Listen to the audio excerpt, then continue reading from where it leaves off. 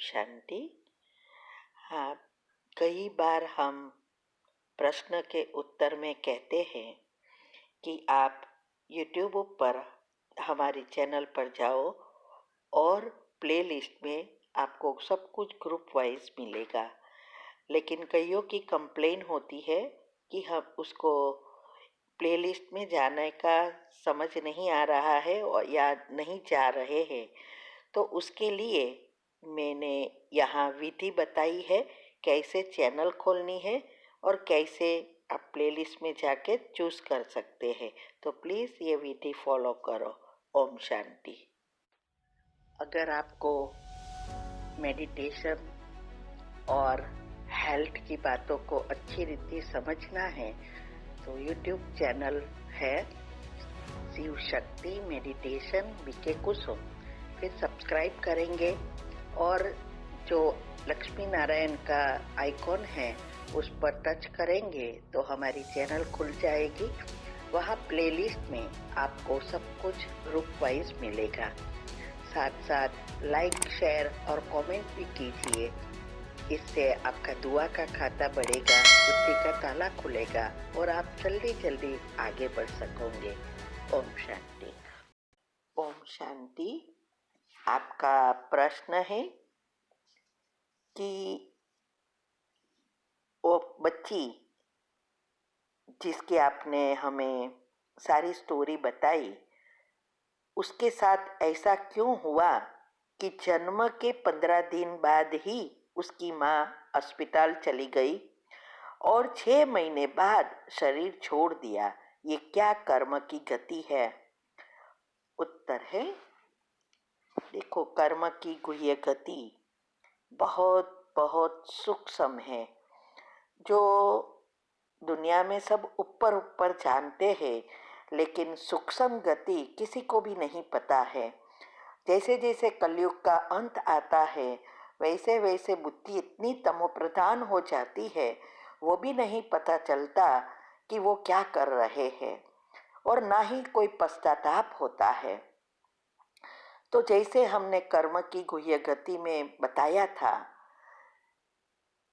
कि हर एक चीज का सदुपयोग और दुरुपयोग करना ही हमारी बुद्धि का काम है। इसीलिए गीता में भी कहा है कि हर समय बुद्धि कर्म को फॉलो करती रहती है और कर्म जब बुद्धि को फॉलो करे तब नए कर्म बनते हैं। तो जब भी कोई हमारे जीवन में कोई भी पेपर आता है, घटना बनती है, अच्छी व बुरी, अभी वो तो हमारे पास्ट के कर्म है, लेकिन नया कैसे बनाना है वो हमारे हाथ में है और नया उस अनुसार बनेगा हमारी बुद्धि कितने परसेंटेज शुद्ध बनी है, पॉजिटिव बनी है, उसके आधार पर पाप और पुण्य नए बनते हैं। अभी तक हम सब सोचते हैं कि जो कर्म हमने किया उसका फल मिलता है, माना प्रैक्टिकल में किसी को दुख दिया, किसी को मारा, किसी को अब्यूज किया, उसका ही फल मिलता है। लेकिन अभी हमें पता चला आध्यात्मिक रीति से जब समझा तब कि कर्म संकल्प से ही बन जाते हैं, लेकिन कर्म के प्रकार अलग अलग है। कोई नेचुरली सूक्ष्म में पड़े रहते हैं, कोई तुरंत फल देते हैं, कोई कभी कितने जन्मों के बाद देते हैं। ये सब बात हमने कर्म की गुह्य गति में समझाया है, तो आप वो सुन सकते हो जिससे आपको अच्छी रीति समझ में आएगा। तो यहाँ भी आपने जो बताया कि इस बच्ची जो आत्मा ने जन्म लिया बच्ची के रूप में, उसकी माँ को बीमार हो गई, सांस में प्रॉब्लम हो गई और उसको हॉस्पिटल में एडमिट करना पड़ा और 6 महीने के बाद उसने शरीर भी छोड़ दिया।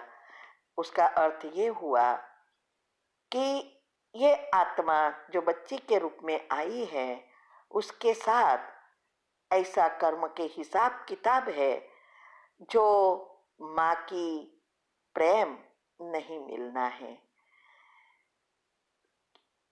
कोई जन्म में या कई कितने जन्म में उसने माँ से ऐसा व्यवहार किया है, माँ का रिस्पेक्ट नहीं किया है, महत्व नहीं समझा है, तो धीरे धीरे एक समय ऐसा आता है कि वे माँ का प्रेम ही नहीं मिलता।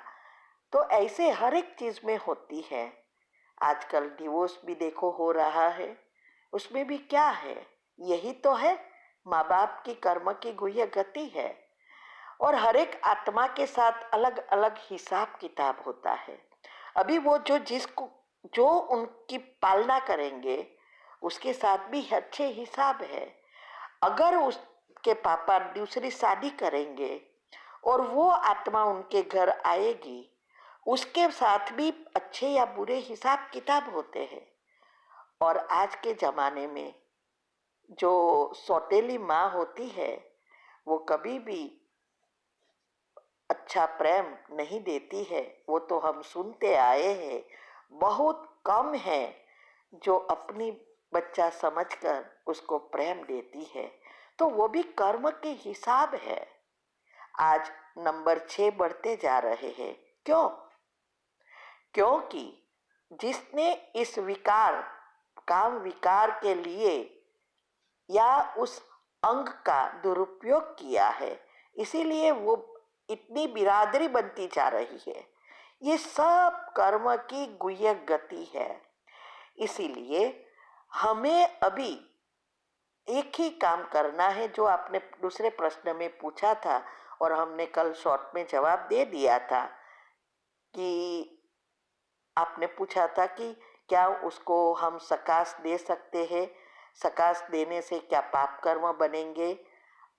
तो उसमें मैंने आपको कहा जल्दी करने के लिए, क्योंकि 13 दिन वो आत्मा हमारे घर में ही रहती है और सब कुछ देखती है। और स्थूल शरीर न होने के कारण उसका सबकॉन्शियस माइंड खुला होता है और जो भी वो देखती है उस अनुसार उसके नए सॉफ्टवेयर कर्म बनते हैं। उसके चक्र के ब्लॉकेजेस नेगेटिव या पॉजिटिव से बढ़ते जाते हैं। इसीलिए उसको सकाश देना वो सबसे बड़ा पुण्य है। 13 दिन आत्मा का ज्ञान देना वो तो उनसे भी अच्छा पुण्य है, क्योंकि 13 दिन तक भजन वगैरह रखते हैं। उससे अच्छा यह है कि ये शिविर ऐसी कराए जिससे वो आत्मा के सॉफ्टवेयर में भी जाएगा, वो सबसे ज़्यादा वो सुनेगी और तुरंत उसमें असर होगी, क्योंकि ये सब उसके दूसरे जन्म में पहले से ही मिलेगा। दूसरा, जो भी आत्माएं उसके सुनेगी या किसी को फायदा होगा, वो सब उनका पुण्य बनेगा। उसके लिए सबने आजकल दुनिया में विधियां बना दी है ब्राह्मणों को पैसा कमाने की। वास्तव में ये विधि से कुछ नहीं होता है। आत्मा तो अपने कर्म के अनुसार दूसरा जन्म ले लेती है। 3 महीने पहले उसका तो ऑलरेडी जन्म कहाँ जाना है वो फिक्स हो गया होता है, तो उससे फायदा नहीं है। लेकिन हर चीज अभी स्थूल रूप में बना दी है, सूक्ष्म जो करना है वो सब भूल गए हैं।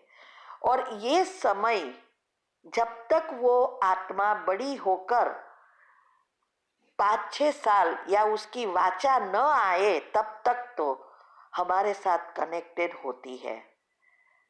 इसीलिए हम अगर उसके साथ हिसाब किताब हमारा सभी परिवार के साथ का चुकतू कर हम भी उनसे अच्छा कर्म बना सकते हैं और वो आत्मा को भी बहुत मदद मिलती है उसका भाग्य बनाने में। ये बहुत सूक्ष्म कर्म की गति है। तो आप बहुत अच्छी रीति सभी परिवार वालों को साथ रोज क्षमा की कमेंट्री करें और उसको कर्म बंधनों से मुक्त हो जाओ आप भी, और औरों को भी कराओ। और अंत में आप ये सब ऐड कर सकते हैं जो आपको इस आत्मा के लिए चाहिए, वो ऐड करो सबकॉन्शियस माइंड के नियम अनुसार।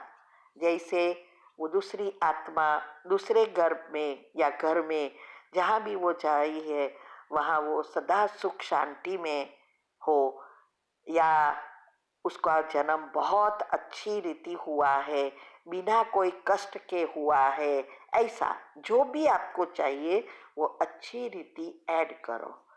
तो उसको घर में से ही सॉफ्टवेयर बदलता जाएगा, तो बड़ा होकर उसका व्यक्तित्व वैसा ही बनेगा। ठीक है। ओम शांति।